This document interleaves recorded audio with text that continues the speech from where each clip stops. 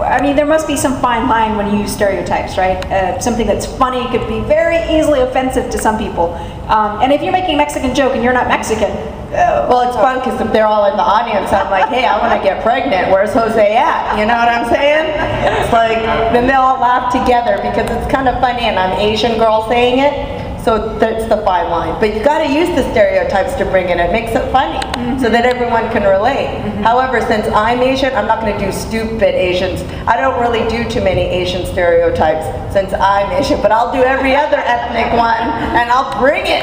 And it's funny because I'm an Asian girl, bring it on, the black stereotypes and all that. But I really stay away from the Asian one because you can hear that from the other Asian comics. You don't need to hear it from me. So there's no 8 bad drivers, no math. I don't do any of that stuff. But I'll do everybody else. The way I come up with jokes is I kind of like, it's kind of like, to me, stand-up comedy is a lifestyle. You know? I wake up in the morning, I write for 5 minutes. It doesn't even have to be funny, you know, it just could be blah, blah, blah. And then normally it's what I see in the world.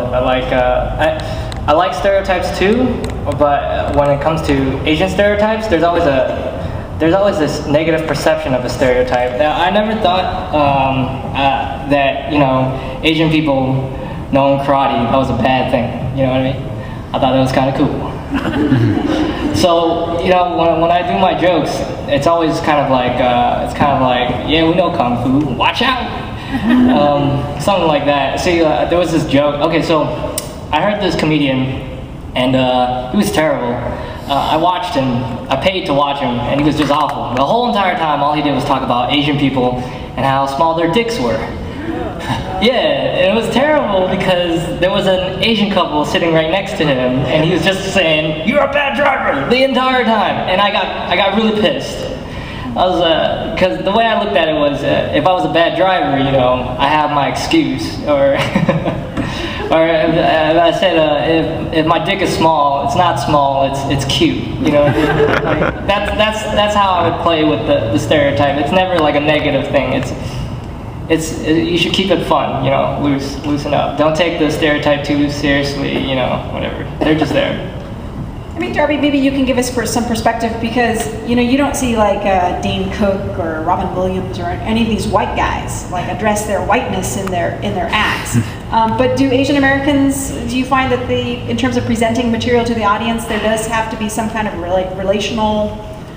There's kind of a different expectation. That's one of the aspects of stand-up comedy as a genre, that you're expected to address something about the way you look. You know, people see you up there first, you know, and they want, you know, you to say, you know, what is it about you individually that gives you kind of a certain experience in this world, that gives you kind of a certain perspective that, you know, makes sense why you're going to talk about the things you talk about and why you have a certain kind of humor. It's because of, you know, you're in this appearance walking through life, and because of that, you know, you have certain unique experience in life.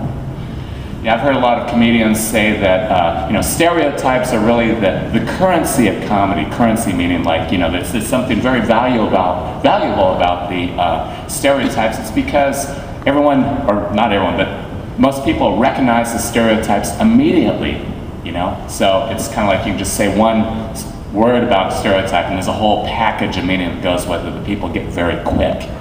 I think that when it comes to, you know, that question of, well, you know, is it okay to talk about the stereotypes or this or that? How far is going too far?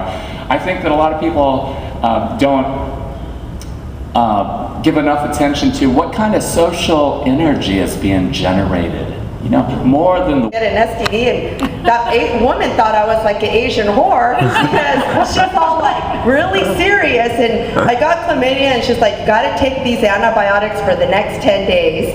And I'm like, okay, and she's like, now Tina, I really need to know, you can abstain from sex for the next 10 days. Can you not have sex for 10 days? And I'm like, what the fuck? You know, I haven't had it for 5 years, but whoa, 10 more days, I don't know, you know, when I go out, you know, the guys are all over me, you know, just that whole situation. It's like she thinks I can't go without sex for for 10 days. And then I'm like, yeah, I cannot have sex for 10 days. And she's like, I mean everything. Oral and anal. And I'm like, oh damn, you didn't mention that. I'm an Asian whore. You know, I go to Target, the dicks are everywhere. You know, it's just like, so that like came from something that happened to me. And so it's a new joke that I'm kind of working on, but it's a real life story. And you don't want to tell somebody you got one, but unfortunately it happens and you get tricked by somebody. And you know, and I didn't have sex for 5 years, and then this happens to me. But luckily I got it treated, but who knows, I could. And not having grown up here, I have also not toured as extensively as Tina has throughout America. I have performed in 8 states. I remember the first time I performed in Salt Lake City, Utah. The expectation now is it sucked, but it didn't. It was one of my best gigs ever, because I went there with this whole mindset of all these stereotypes that I've heard from people, right? So I'm glad I've started in San Francisco, because it does make it easy for somebody like me to come into a multi-ethnic region and start comedy. People are more accepting here, definitely. When I was in Utah, one of the first questions I asked when I went up was, any Indians in the audience? And there was one female. And that picked up the whole audience right there. They're like, what are you two doing in this part of the world?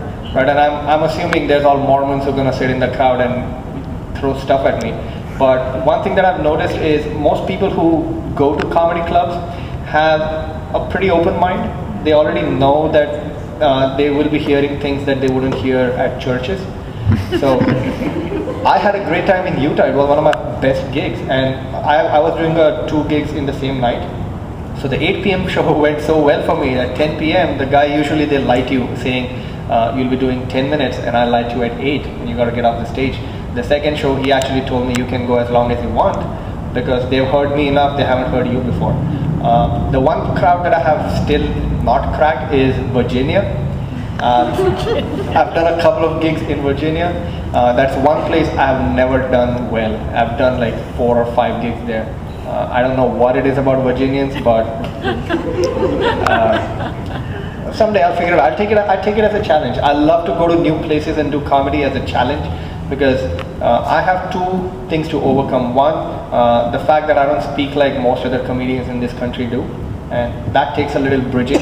And then the second part being, I don't come with all the material that you can pull out of your back pocket when the crowd's not on board. I don't have the cheap stereotypes to play with, because I don't know what those stereotypes are. So I have what I have to offer, and I have my thoughtfulness behind everything I say. And it is sometimes hard. Not every gig is going to be great. Not every audience will like you. But then you start playing and fishing, and like Tina said, you got to figure out how to relate to them.